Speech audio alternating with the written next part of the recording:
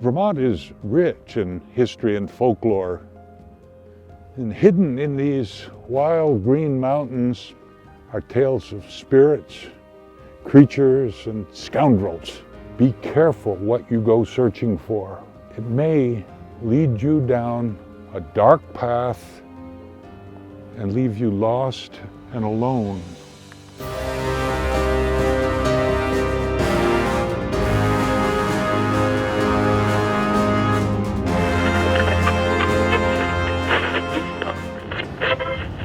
Hey everybody, we're in the car and we're headed to Woodstock. I'm here with Michael Fisher. Woo! What's up, peeps? It's episode 666 and we are going to Woodstock. We're going to interview author and folklorist Joseph Citro. He's going to take us around, show us some spooky spots. And I asked you all on Facebook who I should feature for this episode, and you all said resoundingly Joe Citro. So I listened, and we're going to go and find some creepy Vermont stuff. Oh, hey, they're playing your song, Ava. What? My theme song's on the radio? Just between you and me, I'm like a little nervous because 3 private investigators who were working with him met with grisly ends. I don't know. This doesn't. I got a bad feeling about this one. It's episode 666, and we had to do something a little scary, right? I mean, I don't think... Ava, you've made it through 665 of these things, but you're pushing your luck. You've had some close calls, and it's bound to catch up with you one of these days. But not today, Satan. Not today.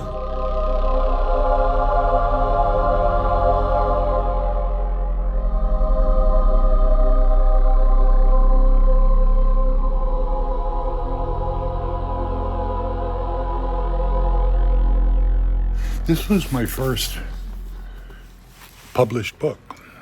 Woodstock is Vermont's hellmouth because so many weird things go on here and have gone on here. Ooh, that's plenty weird. We are here at the Woodstock History Center, and we're in the Victorian room. We're doing a sit-down interview with Joseph Citro. Well, so far it's been great. Been meeting a lot of people. We met somebody over at the inn who gave us the scoop on a lot of stuff. We discovered another haunted house. Well, I just talked about how great it is when you're in an unfamiliar state and you're visiting an unfamiliar town and you bump into some old coot who knows all the history and all the nooks and crannies and mysteries. And that's a real find, you know, and I would like to be that old coot for some people. And I am. That's where the friendly ghost is. The story here is that the original owner, F.H. Gillingham himself, has just stayed with the store. Remember I said it's like stepping back in time? See for yourself. Hey. How's it going? And occasionally he moves stock around, and that tends to startle customers and employees. I would say, and we've smelled like pipe tobacco, which he was big into, obviously, cigars and pipes. I think sometimes if something gets knocked off, he might think it belongs somewhere else, not necessarily where it is right now. Where it used to be. Yeah. And I'll hear my name and I'm like, what? And you're hearing footsteps through the store. You're like, okay, none of us are moving, so somebody is moving around. Did you see that little chapter I did about it in the Ghost Guide? We're trying to keep them in stock, but they seem to fly off the shelf quite quickly, which is a good thing. I think we can thank FH for that. That's true. It's always been with me. It's like a congenital defect. It started when I was a little kid making up stories. I was always the one who would sort of make up the plots to the games that we played when we were little kids. In elementary school, I used to draw comic books and write little stories and create little newspapers. It's always been sort of with me.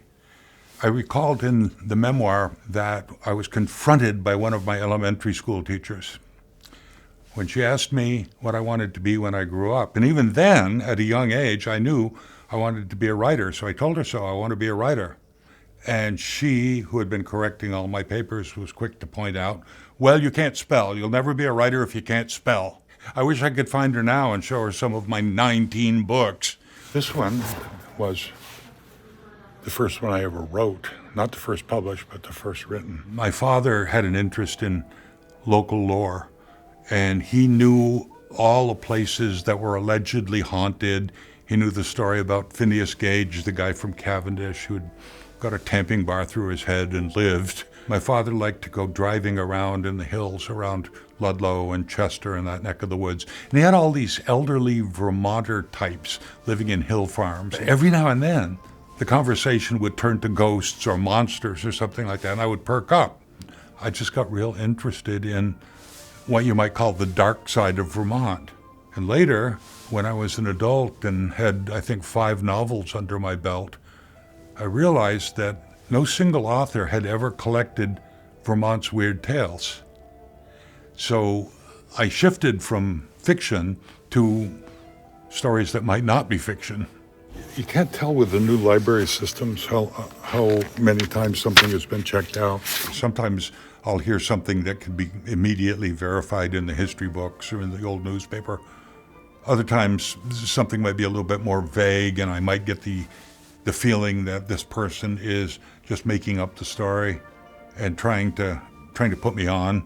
Over the years, I've developed a pretty good, well, I like to call it a bullshit detector. We're at the Green in the very center of Woodstock. Vampirism in Woodstock. Tradition holds there is a vampire buried somewhere beneath this green.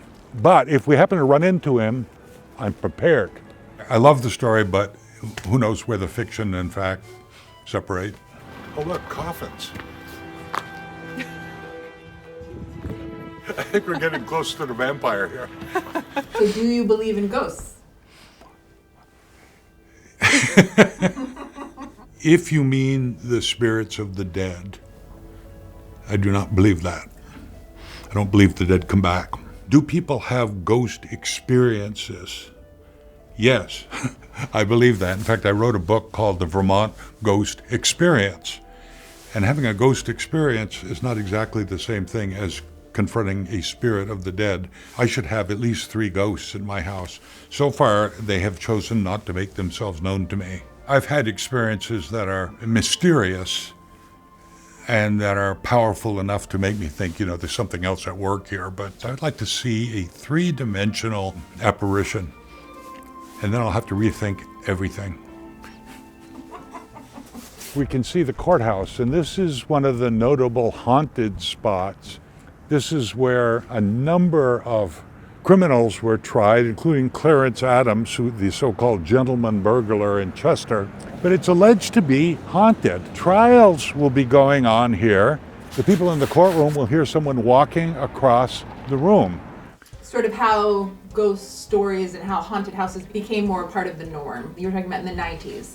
And I got it into my head that I had heard an awful lot about haunted inns and hotels around Vermont, and they would invariably deny it. I started doing the commentary series on public radio in 1992. A lot of stories have arisen about this covered bridge, and I think that is because people confuse this bridge with the one in Stowe, Emily's so-called haunted bridge.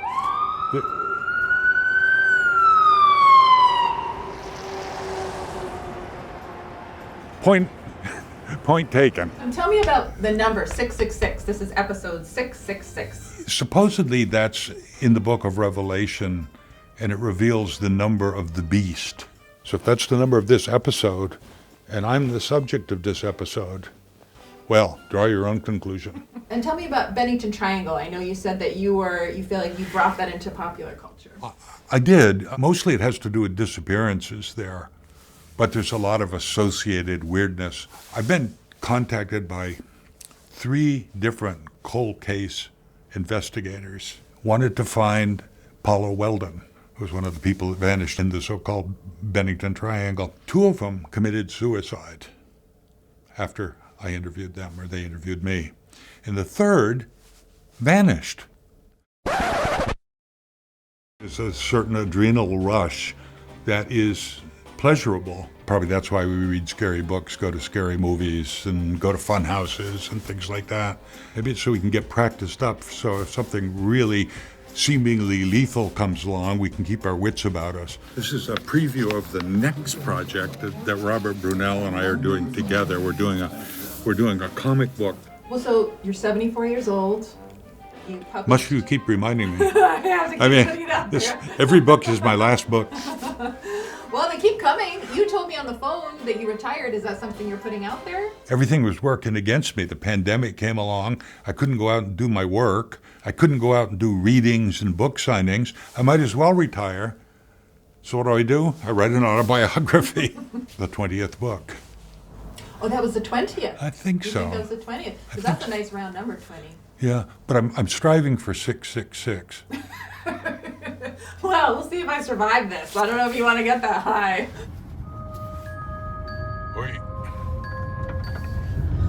So, where are we going today, Joe? Well, it's an undisclosed location. I really can't tell you where it is. But we're looking for a stone structure.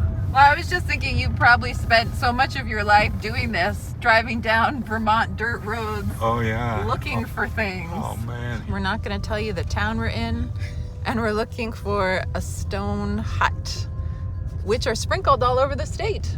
I think they've identified something like 139 of them in the state. And it's right over here.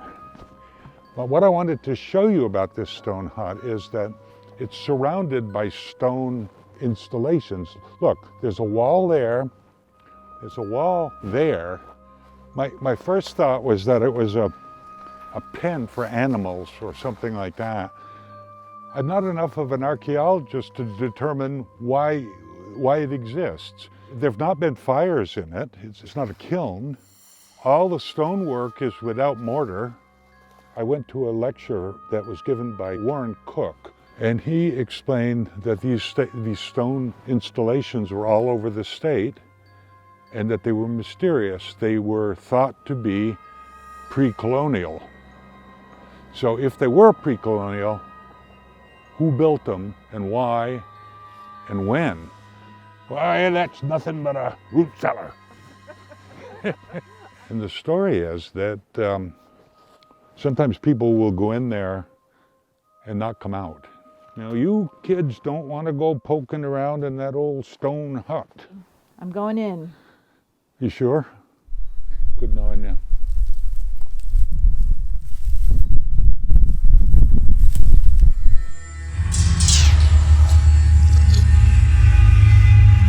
It's so cold in here. It does feel a little bit like I'm in another dimension.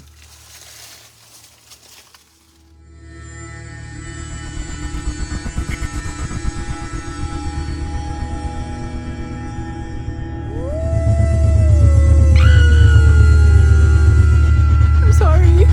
I'm sorry to everyone. I'm sorry to my viewers. I'm sorry to my mom. I thought that we'd be okay if we came here because it was my 666th episode and I wanted to do something special. I'm afraid to close my eyes and I'm afraid to leave them open.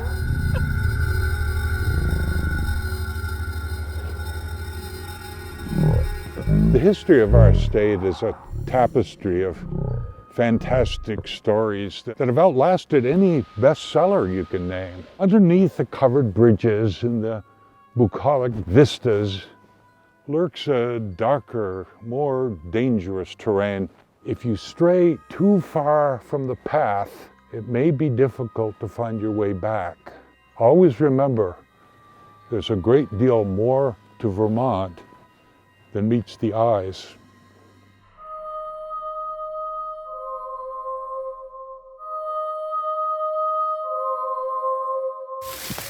Michael, what happened? You look different. Geez, I feel a little different. Maybe it's something to do with the magic of this place. It could be. It could be. I'm feeling kind of old.